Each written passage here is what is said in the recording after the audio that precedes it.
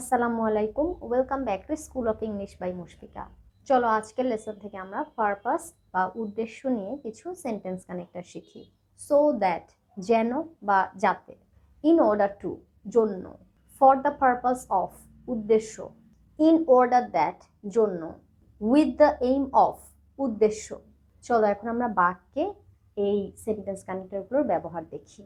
So that বলতে বোঝায় যেন বা যাতে। সে কঠোর পরিশ্রম করে যেন সে তার পরিবারকে সহায়তা করতে পারে। He works hard so that he can support his family. He works hard so that he can support his family. আমি কঠোর পরিশ্রম করি যেন আমি পরীক্ষায় পাশ করতে পারি। I study hard so that I can pass the exam. I study hard so that I can pass the exam. সে তাড়াতাড়ি বেরিয়ে পড়েছিল যেন ট্রেন ধরতে পারে। He left early so that he could catch the train. He left early so that he could catch the train. In order to. In order to বলতে বোঝায় জন্য।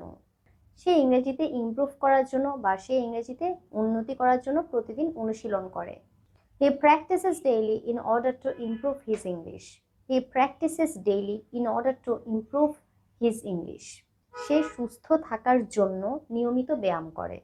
He exercises regularly in order to stay healthy.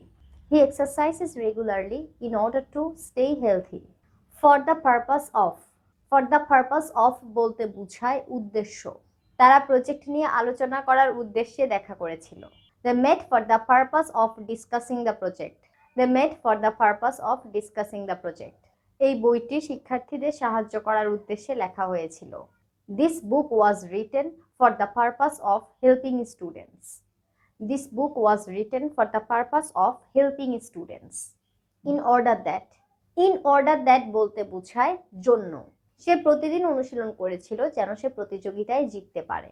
He practiced daily in order that he could win the competition. He practiced daily in order that he could win the competition. আমি তাড়াতাড়ি উঠেছিলাম যেন bus miss না করি। I woke up early in order that I wouldn't miss the bus. I woke up early in order that I would not miss the bus. With the aim of. With the aim of বলতে বোঝায় উদ্দেশ্য। সে doctor হওয়ার উদ্দেশ্যে কঠোর পরিশ্রম করে।